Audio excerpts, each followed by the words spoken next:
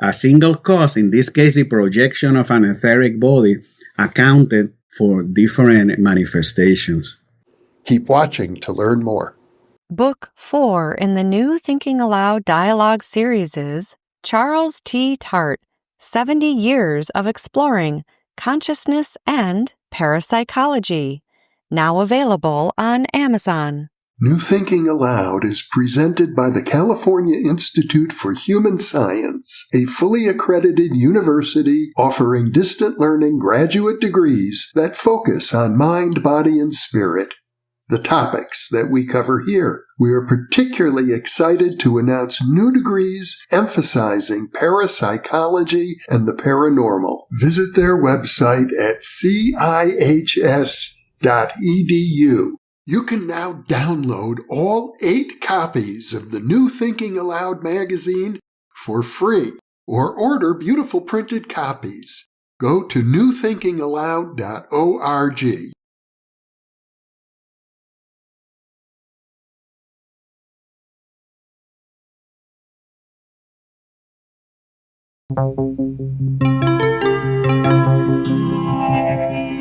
Thinking Aloud. Conversations on the leading edge of knowledge and discovery with psychologist Jeffrey Mishlove.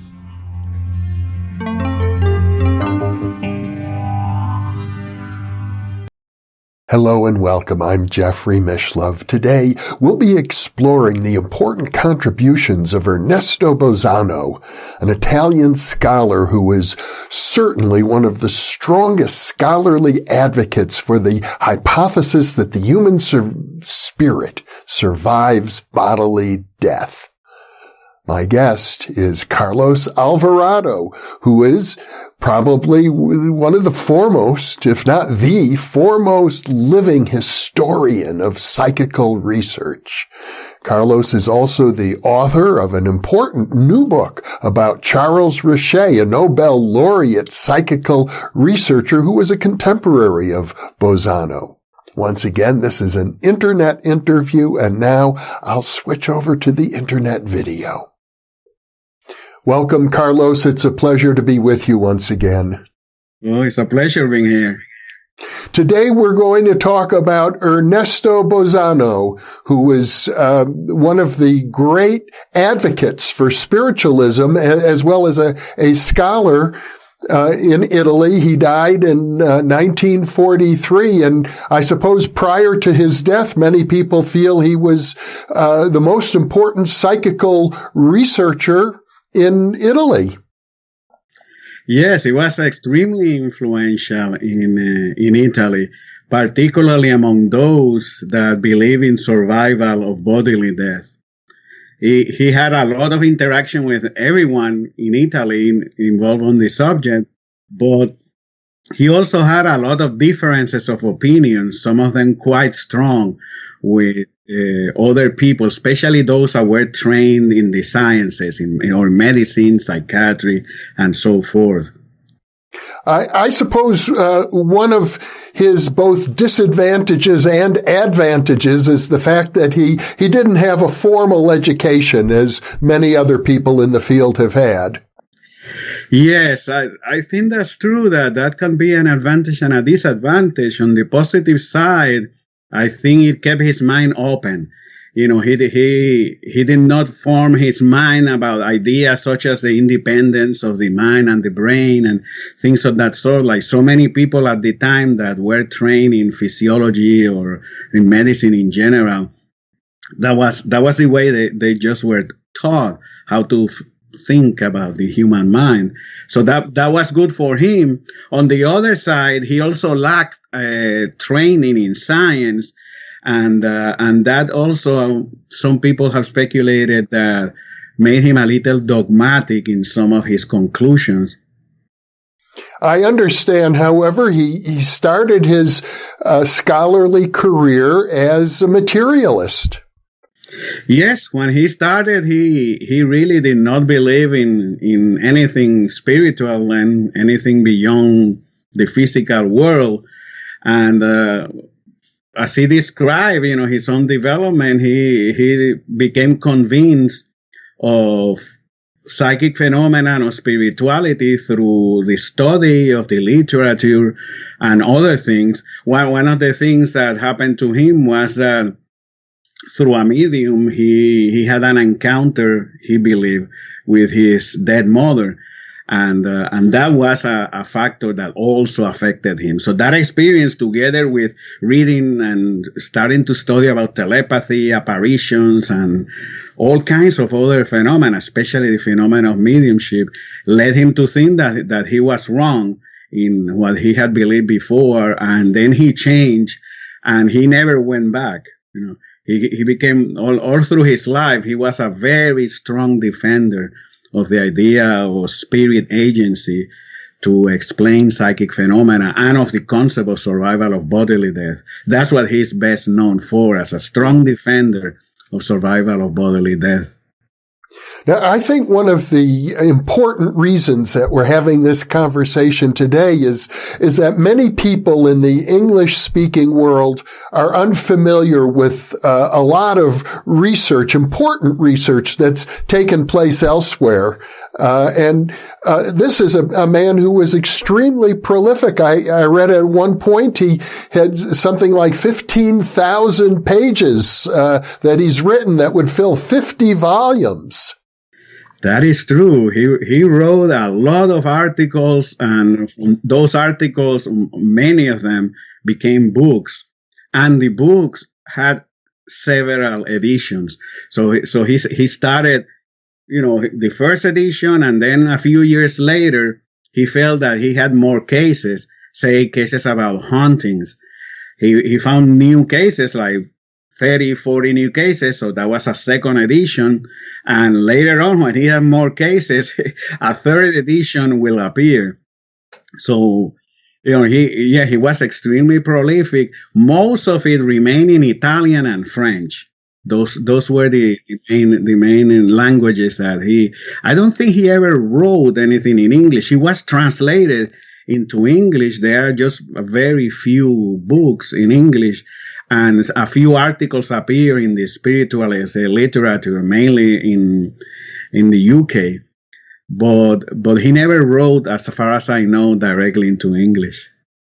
But I think it's fair to say he was very conversant with a large body of literature written in many different languages, of which we here in the United States have very little awareness. Yeah, that is true. And that was the case when he was living, and also today. It is unfortunate that the language barrier still is a problem, not only in parapsychology, but in so many other subjects that we're interested in. Since he could read and in almost all the main languages, including English, and he also had access to the literature, so he was subscribed to everything that came from England, from the United States, from other places. And as he became known, all the spiritualist journals around will send him copies of their journals because they wanted to get articles for their own publications to publish. So he really had a lot of the sources available at his disposal. And one thing that also helped him greatly was that he had the time to do it. He for most of his life, he had nothing else to do but to read about psychic phenomena and to write about psychic phenomena. In fact, he even rarely traveled too far away from the place from where he lived in Italy. And he was also lucky that in the about 1921, he moved to live in a big villa that was owned by a brother of his that was a rich man. And basically, he moved there, and he was kept there just to read and write. His brother paid all his living expenses. I assume that when he needed books and he needed to buy something, I assume the brother also helped him with that. Because, he formed a really big library from all around the world, and that library still survives today in Bologna, in Italy. And it's very carefully kept today and very well classified a computer catalog, and with all the modern stuff that Bozzano did not have at his hand. And he just used all that time and resources to write and read. One of the things he was known among his friends, and now we know because some people have been writing about him, was that every time he would read articles or books, he kind of will make his own index of cases and arguments. So if it was a particular interested case of telepathy, he will write saying, interesting case of telepathy about this, about that. And over the years, he accumulated thousands of annotations like that. And those annotations are still being useful because they were all put into a computer to form a big index of the literature.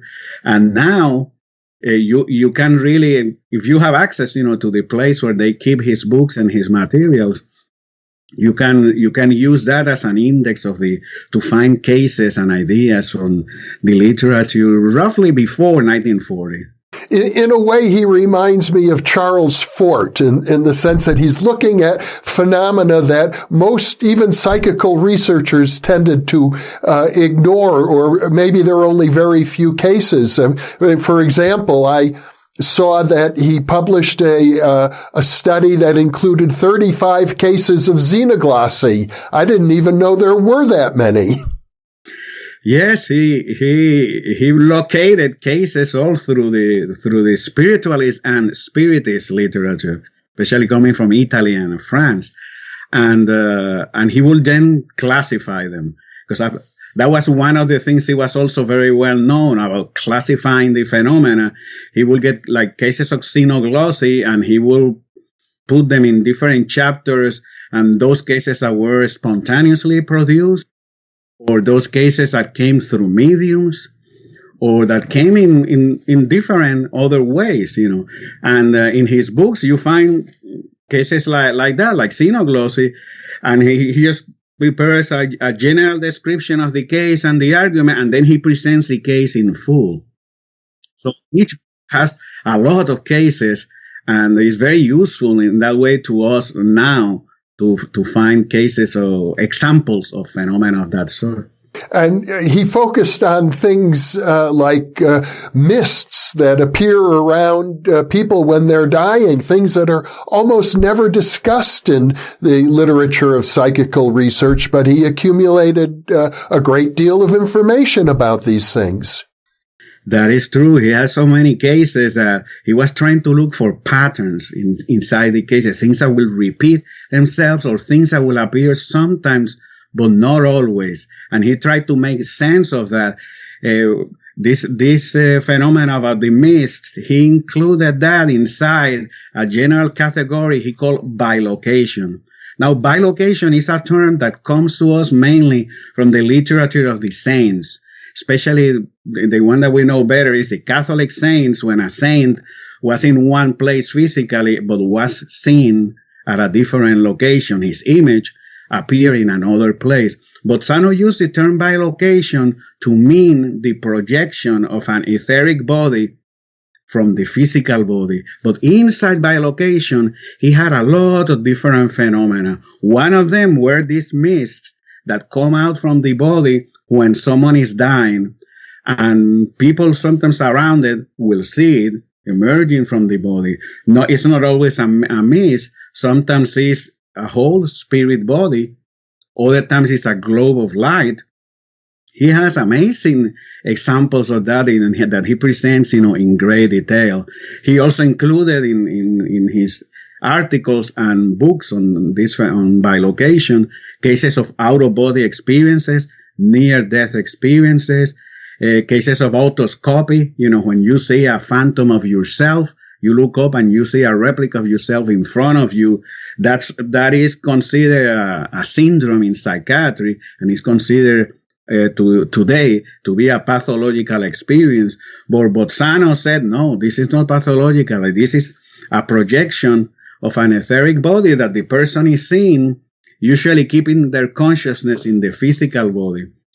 So he put all of those things together, and he argued that all of those phenomena, they look different, but they represented the same phenomena. They had the same cause underneath. And that was typical of him to argue that a single cause, in this case the projection of an etheric body, accounted for different manifestations. He looked at things like phantom limbs, for example. Yes, he included those type of experiences there also. The thing is, his writings on bilocation never circulated much in the English-speaking world. I have seen accounts of it in a spiritualist journal from England called Light, a very, very well-known journal around 1911, 1912. But in general, most of that stuff remain in French and in Italian. So a lot of ideas on this particular phenomena, were not discussed widely around and are unknown today to a lot of people. I wrote an article for the Journal of Near-Death Studies just about bilocation and Bozzano's work. And I took great pleasure in rescuing that because, he really put a lot of work, and his cases are so fascinating that I think they deserve to be better known. Mm-hmm.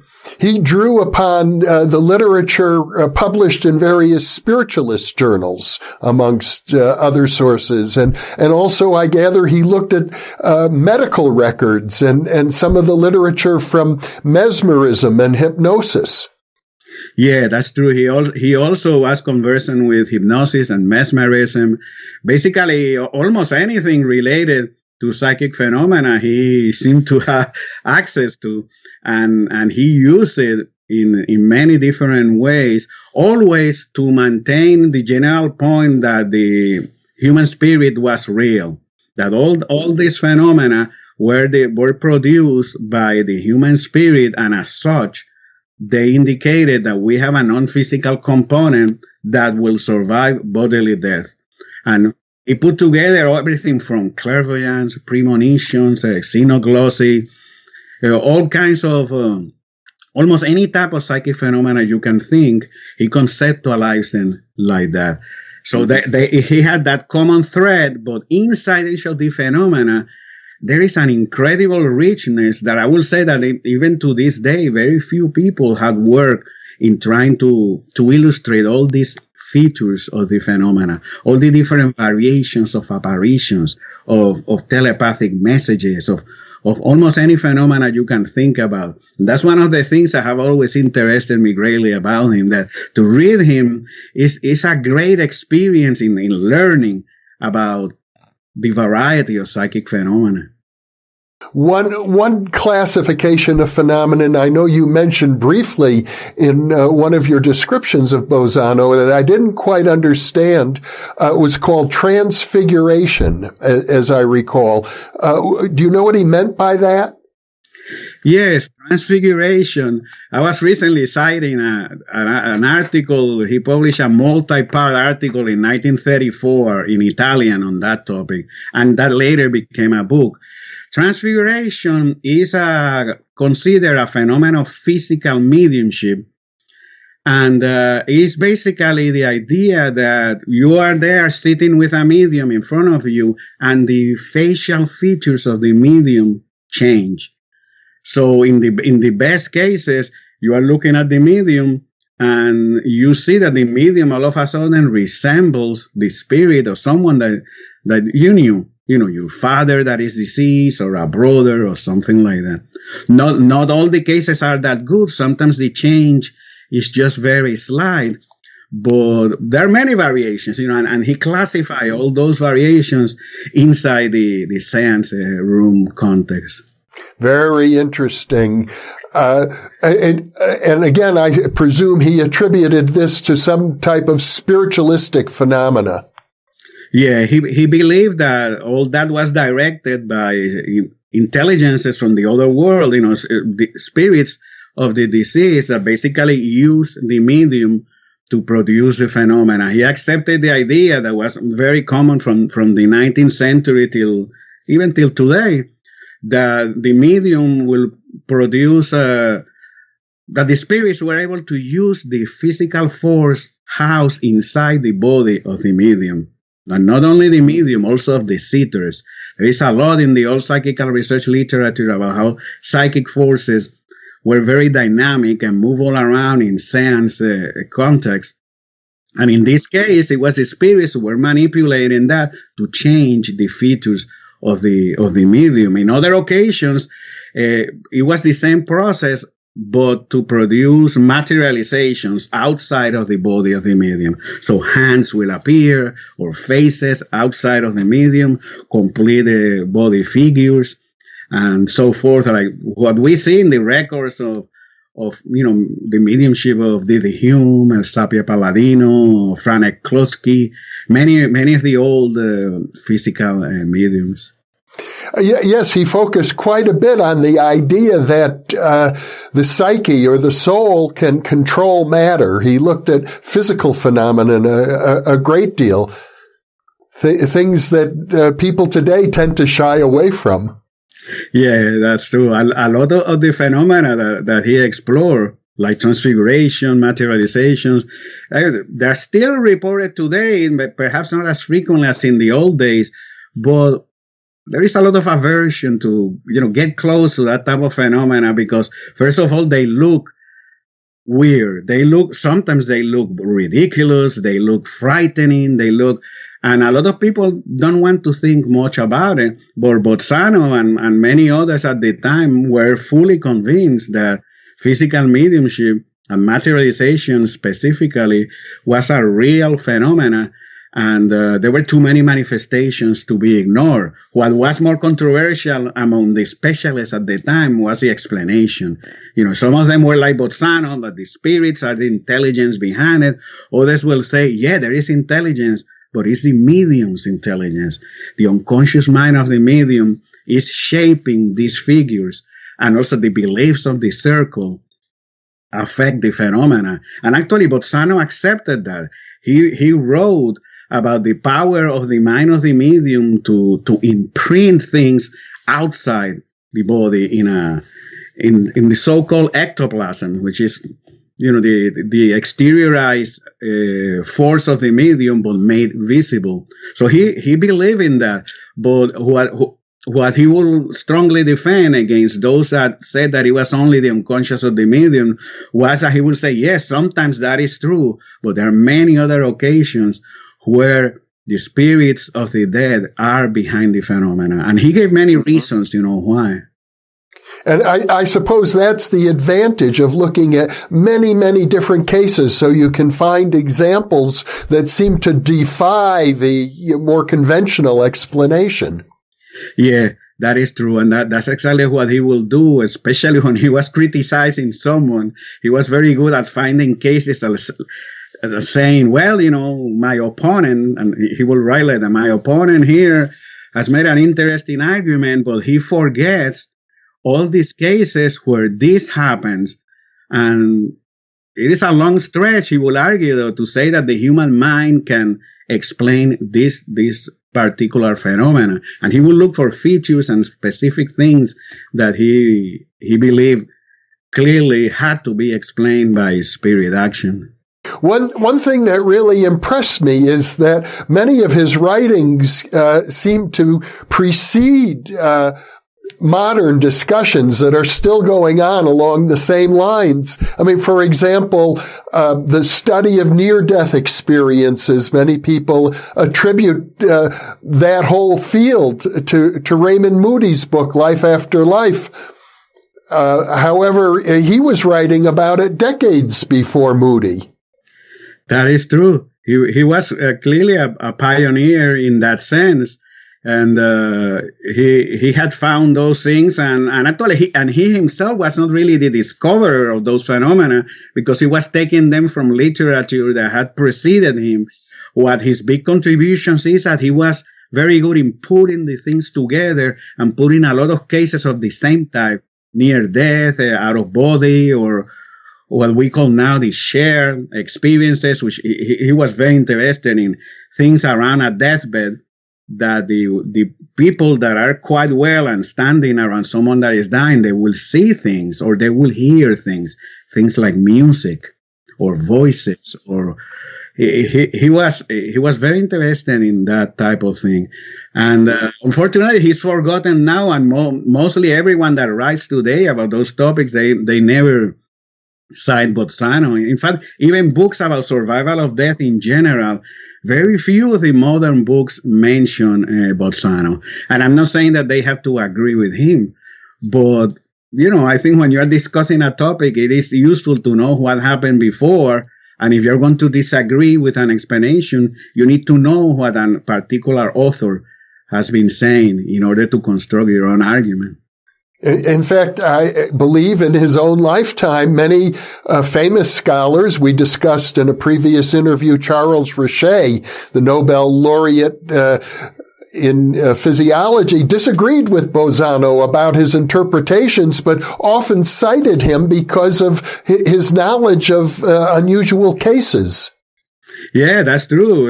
Richet was through most of his life, he was at first very skeptical and later perhaps more ambivalent, but he was always impressed by Bozzano's writing.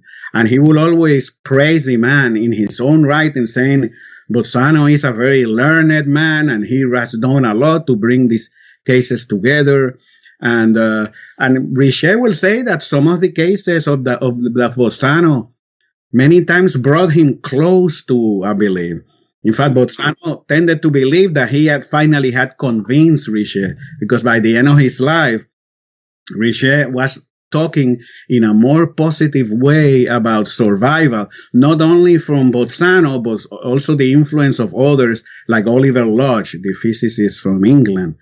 And he wrote to both Lodge and Bozzano and basically told them that because of their writings, he now had come much closer conceptually to their spiritistic views. But he never committed himself completely to survival. So it's kind of difficult. I think what happened there is these things, you spend all your life thinking in a particular way, and it's so hard to change your mind sometimes, especially for someone like Richet that was trained in physiology and believed, that it was the nerves, the bodies, the human body that really form our consciousness, to really abandon that look and say that there is something more. Even when he accepted the psychic phenomena and saw them right in front of him many times, I think it was too difficult, too painful for him to commit himself. But certainly Bozzano had a great influence in him and informed him of a lot of good cases that Richet cited through his life in many of his writings. I know Bozzano paid attention, for example, to cases of people who seemed to function quite normally, but their brains were terribly damaged. Yes, he wrote about that, and that was one of the arguments that he used to say that it's not only the brain, that the brain, of course, is important, but the brain was an instrument that the spirit will use. And of course, if the brain is damaged, it's like a pianist, having a piano that is half destroyed. They can barely produce any musical notes, but that doesn't mean that the pianist is not sitting there and doesn't have the talent in him to produce good music. In this case, the spirit was there, conscious. He could communicate, but in this case, if a brain was damaged, it could be difficult to do so. But he said in some cases, the spirit found a way. He didn't specify exactly how. Today, maybe people will say that there are other neural paths in the brain that, started functioning, or I really cannot say. But he will say that sometimes the spirit find a way and will manifest even in cases where people had accidents and their brain was destroyed, that they still have some memory, they still have consciousness, and so forth. And he put that together with other phenomena, and again defended once again the concept that consciousness was completely independent of the physical body. one of the main arguments that he contested was the notion that the phenomenon produced in seances or that would might support spiritualism were really produced by the living people, what we call living agent psi, rather than the spiritistic phenomena. He was very critical of those that wanted to reduce all the veridical phenomena of mediumship or of apparitions or whatever phenomena. Those that wanted to reduce it only to the ESP powers or other types of powers of the living person. I mean, he accepted that. But he says that was not all the story. But he also used other interesting arguments. One of them is he liked to talk about animism and spiritism. Spiritism being discarnate agency, the spirit. Animism, such term that he anthropologists use it in a slightly different way, but he and others in psychical research use it to refer to the psychic powers of living beings. So, your own ESP abilities instead of a spirit communication, that type of thing. But what he will say is, or was, that this contrast in itself, it was a false argument, because he said that underlying all the phenomena from the living and from the dead was the spirit of human beings. And what we had was a difference of context. In animism, we will see the spirit manifesting while it was in the human body where you were alive. But this carnate phenomena was the same spirit that has survived death using its own powers. But in reality, it was the same telepathy, the same telekinesis, the same phenomenon. The guiding intelligence was just the same.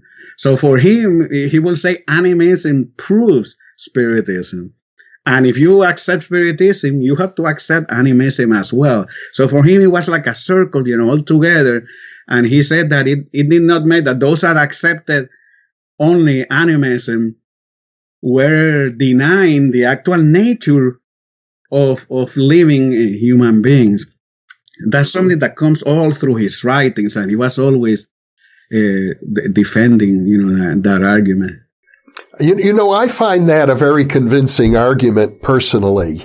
If you accept extrasensory perception in the first place amongst living people, it's hard to deny the possibility that consciousness could exist completely independently of a physical body.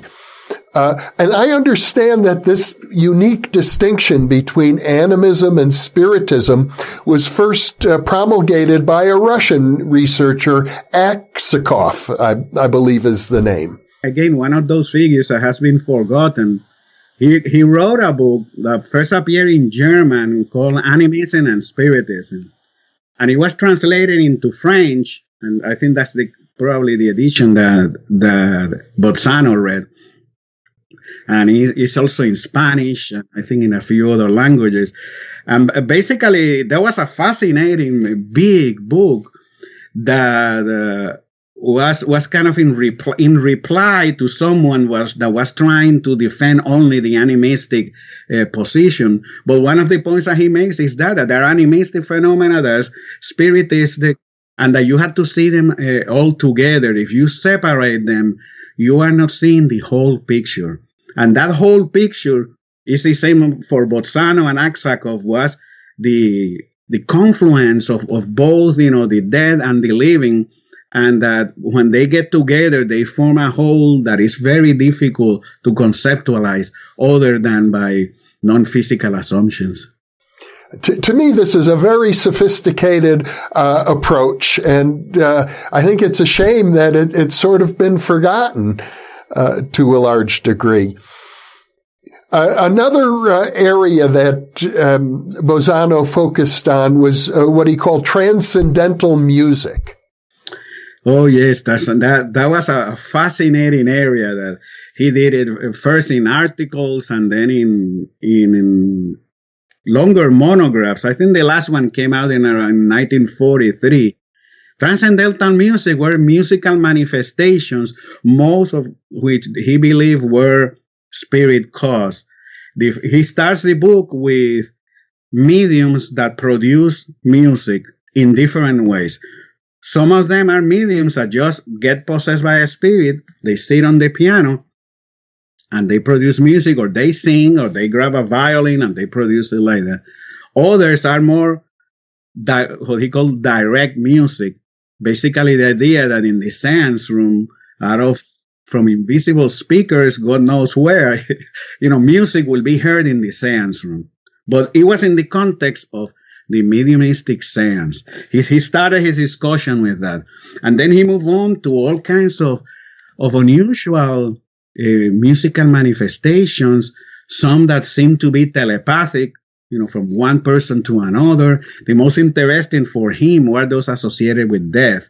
So around a deathbed, instead of people seeing a mist coming out from the body, they will hear music all around, and everyone will go around and could not say, where is the music coming from? And generally was described as extremely beautiful music. Celestial music, was a way in which a lot of people describe it. So that really for him was very important. And he also laid great stress in those cases where more than one person around the deathbed had the same experience, collective cases, which he did. He also wrote a lot about collective apparitions and other phenomena. Then he talked about hauntings in haunted houses, music being heard, or some cases were not related to death, but most were, and some of them were after the death, like 2-3 days after, in the room where the person had died, this mysterious music will appear. So he put all of those cases together, and he did not have an explanation for the actual music. If it was physically heard or mentally heard. I think he leaned more that it was like a telepathic effect on each of the persons present. But he never discussed actually. Well, what he said was that he believed that it had to be of spirit origin, because it was too far-fetched to think that telepathy from the living could cause that phenomena in such a consistent way. And, that's a phenomena that has been very little explored. In recent times, Scott Rogo had an interest in that. He produced 2 books about transcendental music, and he followed a very similar approach to Bozzano. In fact, he gives credit to Bozzano and tries to basically use some of the same sources that Bozzano cited. But other than him, almost no one has done much. And part of it is that, it's a difficult phenomenon. It's not so easy to find. It's not that common.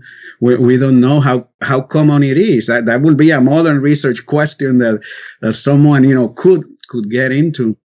But that's one of the things I like about Bozzano. He left many unanswered questions like that seems to me that if we know what he did, then perhaps we could use that information to generate hypotheses to do current research. Even if we don't accept everything he said, the idea is there that these cases exist, and we could explore them in more detail to see how common they are, in what context they happen, and try to replicate the patterns that he said he found over the years. I know one of the most interesting claims he made had to do with cases of hauntings and poltergeists, where he noted that there was a high preponderance of deaths that had taken place, sometimes violent deaths, at those locations. That is true. Yeah, he found that many cases were associated with violent death. He went and analyzed a lot of different cases. Unfortunately, he never left to the list of which cases were the ones that he analyzed for that, because in his book about hauntings, a book that went through many different editions, and it's still being reprinted in France and I think also in Italy. He presents many cases, but not all of them, because he talks about hundreds of cases, and the book doesn't have hundreds. So obviously, he must have had a notebook or some place where he kept the cases. But he really did, and remember, he was doing this without computers. So this man was sitting there making counts, with sticks for one case for this, one case for that. He must have taking him a lot of time, even working full-time as he was. But yeah, he certainly analyzed hauntings in many different ways and concluded that things like violent deaths being associated with the place were more consistent with the idea that there was a spirit influence. Another thing that he considered, and he has a whole chapter in his book about hauntings, that he called infestation. He used that word in his original writings. The idea that a house or a place can be infested, can be possessed, like if there were germs approaching the place. But in this case, there were spirits. Also, he did not claim they were malignant. It's just that that's an old word that was used in Italy.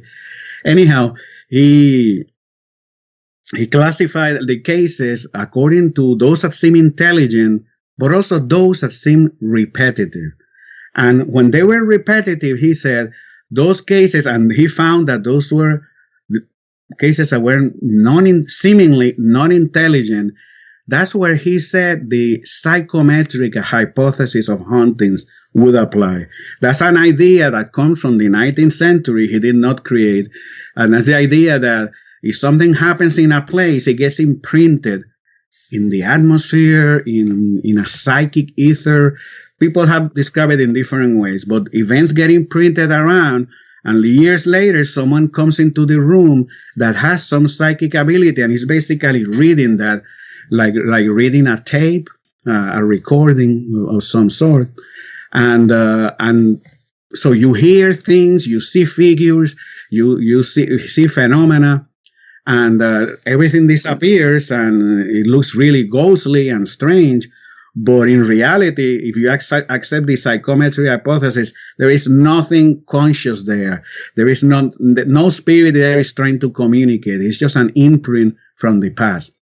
And he believed in psychometry. He had his own general study of psychometry, in which he knew all that type of literature. But he said that there were very, very few cases that he could find that he believed could support that. But he considered that. He also considered telepathy between the living and because again, also he defended spirit action. He also accepted that the living could produce a lot of the phenomena. He even had articles and a few books or monographs that he liked to call them, that were about mediumistic communications from the living. And there are many cases like that. Someone that is sleeping in a distant place, and it appears through a seance in another town. And he collected cases like that. And it's interesting, there are many cases, not as many as the usual communication in a seance, but there were many, and he put them together and argued that, this was real, and what we see here is the spirit of the living person is communicating like the spirit of a deceased person, which is nothing extraordinary in his view, because we're talking about spirits to start with. So spirit from the dead, spirit from the living, they both have the ability to communicate. And again, it comes to the same point, I was discussing before. So he's all, and the thing is, he connects the phenomena. That's one thing that when you're reading about haunting, psychometry, telepathy, apparition, he always makes reference also to other phenomena. And everything is intertwined. That's something that I really enjoy of his work, that there's many interactions of variables in these cases, and all this is qualitative. He rarely quantified anything. He had some numbers and percents of cases here and there, but his whole thing is description, the quality of the event, and how it could stay the same or vary in a particular context, and then he tried to find the reason for that. That basically is his life work. One phenomenon that I found interesting in reviewing the material you sent me about him was the idea that at the moment of death, or around the time when a person dies, their picture might fall off the wall. Yes. He talked about telekinetic phenomena around the moment of death. And again, he was convinced that many of these cases were spirit action, that someone had died and their consciousness, their spirit, basically caused a portrait to fall, or clock stopping. That's a very old and common one, that the clock will stop at the time when the person died. And he was able to find many cases, and when he revised his monograph from the, I think he wrote at first in the 20s about that phenomenon, and his last publication appeared in 1948, some years after he died, because he left a few monographs that he did not finish. And he had a very good friend and disciple that will gather all of those things and started publishing them after he died in 1943. So in 48 is the last version of that study. And basically it's the same argument with more cases. He kept finding cases. Remember what I was saying about him taking notes and all that? So he accumulated 25, 30 more cases, sometimes more. So I guess he thought, this is time for another edition. And out will the book come. And the argument really never changed so much or at all. What changed was the number and quality of the cases. He also, I gather, was developing something of a philosophy integrating spiritualism with an idea of evolution. Yes. Yeah, from the very beginning, he was interested in evolution. One of the figures that influenced him greatly was Herbert Spencer.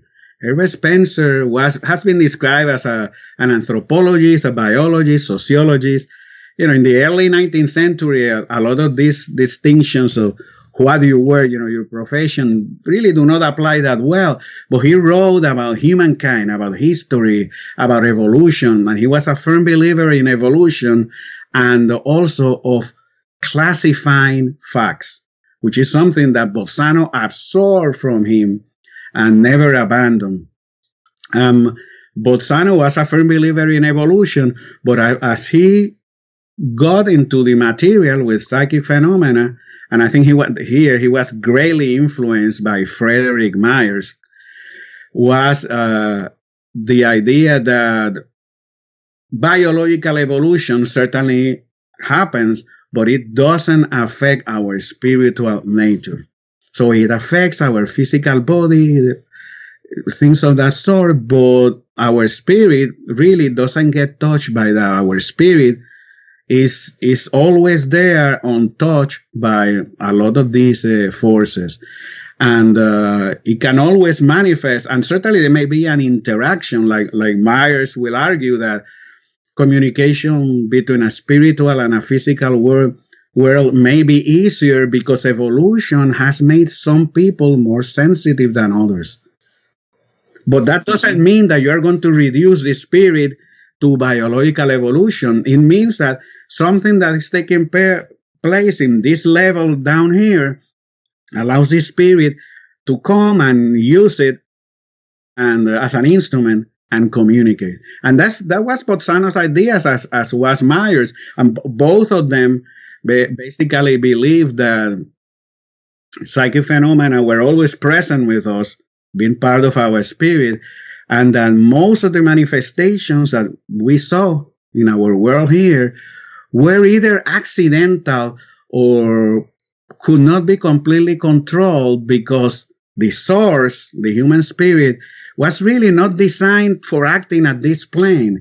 It was designed to act at the spiritual level and after death in whatever realm we will end with. And Bozzano firmly believed that, as Myers did, that it wasn't in that other realm that telepathy and all these other phenomena will be more useful to interact in spirit with spirit and so forth. And Bozzano never developed that in great detail, but it was very clear that he believed in that. Did he also have some idea of cosmic evolution? That there was, I think I gathered from some of the writings a sense that maybe there was a separate track of spiritual evolution independent of biological evolution. Yes, I would say that Bozzano believed in that we continue to develop spiritually, and that's completely different from biological evolution. Since he did not have access directly, to that kind of source of material, what he used were mediumistic communications and the teachings of the spirits and so forth, which some people today still focus on that. And of course, he didn't have a lot of details about it, but he believed that our evolution will certainly continue. Bozzano was not a typical spiritist. He was not like Allan Kardec, although he was open to the idea of reincarnation. There were differences. He was much more empirical than Allan Kardec was, and also like many other spiritists were in Bozzano's era, because Bozzano used teachings from the spirits, but only in a small part of his work. Most of it came from collections, cases of apparitions, telepathy, hauntings, and the like. He tried to be empirical. Because he was trying, I would say, perhaps to defeat materialistic science using their own instrumentation, their own approach. And I think he took great pride in that. That's what he was doing. Well, Carlos Alvarado, thank you so much for sharing your knowledge and your passion of this very significant person from another culture. I'm so glad to be able to share this with our English-speaking audience. It's a pleasure to be with you. Oh, the pleasure has been mine. As you can tell, I really enjoy talking about these things, and Bozzano is a personal favorite. So for me, it's a great opportunity to reach an audience with all this information. Well, I look forward to future discussions, Carlos. So do I. Thank you.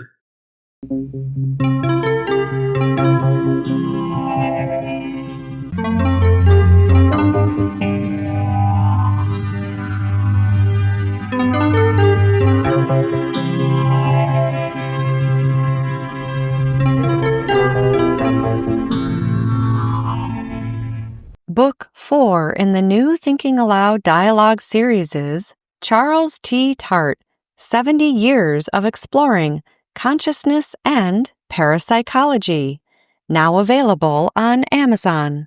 New Thinking Aloud is presented by the California Institute for Human Science, a fully accredited university offering distant learning graduate degrees that focus on mind, body, and spirit.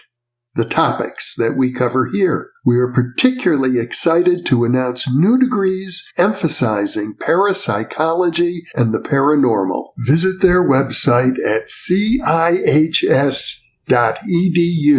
You can now download all 8 copies of the New Thinking Aloud magazine for free, or order beautiful printed copies.